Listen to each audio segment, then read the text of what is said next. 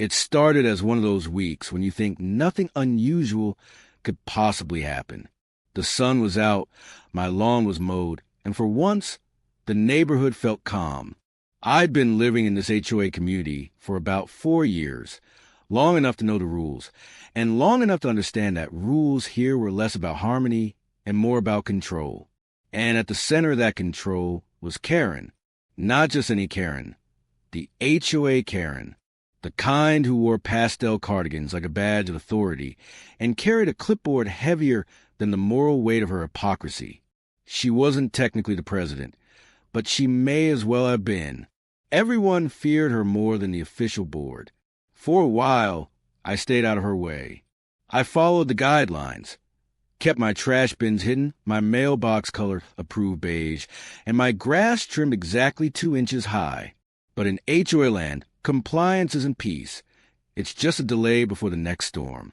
The storm started one morning with a letter taped to my front door. The decoration in question? A small solar light shaped like a sunflower. That's it. A $12 Amazon purchase lighting my pathway. I laughed at first. Surely this was a mistake. I emailed the HOA politely. Hi, I think there's been a misunderstanding. But no. There was no misunderstanding.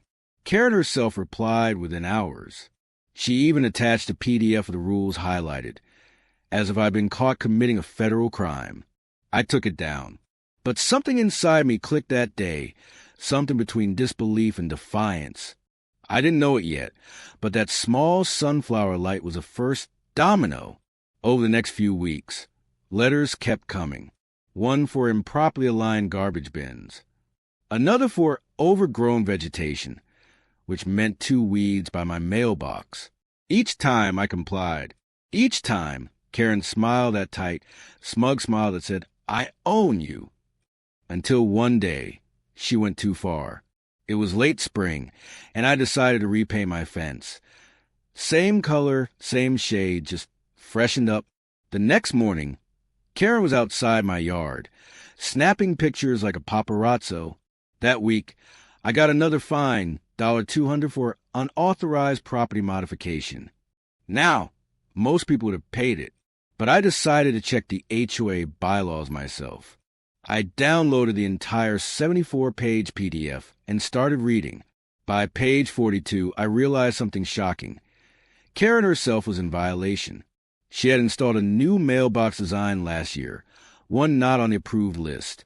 I even had photos from last Christmas showing her old one. I sat there staring at the screen, heartbeat loud, realizing I finally had leverage. So I filed a formal complaint, using the same form she used against me. 2 days later, I got a short, chilly email from the HOA president.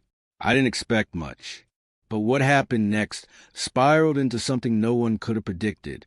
At the next HOA meeting, things exploded. Karen walked in late, her usual confident stride echoing across the room. The president cleared his throat and said, Karen's face froze, then turned red. She stammered something about special exemption. The board asked for documentation. She had none. For the first time, the clipboard queen was speechless. The room went silent. You could feel the tension ripple like electricity. The president, trying to keep order, said, that word, fairly, hit like a verdict. Karen stormed out mid-meeting. Over the next few weeks, she fought back. Emails, angry letters, even anonymous flyers accusing me of harassment. She filed 3 counter-complaints against me, all rejected. But she wasn't done. Then came the shock. About a month later, every homeowner received an urgent notice. Turns out Karen, who wasn't even president, had been using the HOA credit card for administrative purchases. Thousands of dollars on community improvement supplies. But the receipts told another story. Spa treatments, Amazon orders, and catering bills for board meetings that never happened. She had been embezzling HOA funds. I still remember the board president's expression when he revealed the total, over $8,000 misused. People gasped. One woman cried. Another shouted, I knew it. Karen wasn't there. She'd skipped the meeting. But the next day, the board voted unanimously immediate termination of her HOA position and legal restitution. Then came the part no one saw coming.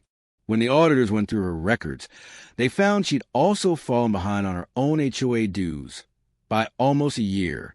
And under HOA law, unpaid dues meant property liens and eventual foreclosure. Within 3 months, the woman who'd fined me for solar lights was evicted under the same rules she weaponized against everyone else. When I saw the moving truck in front of her house, I didn't gloat. I didn't smile. I just stood there, quietly watering my lawn, thinking how bizarrely poetic it all was. Her clipboard was nowhere in sight. But the story didn't end there. A few weeks later, I got a letter from the HOA, the new HOA. The president apologized for how things had been handled and invited me to join the board. I laughed at first, but something in me wanted closure. So I joined. At my first meeting, I looked around the table.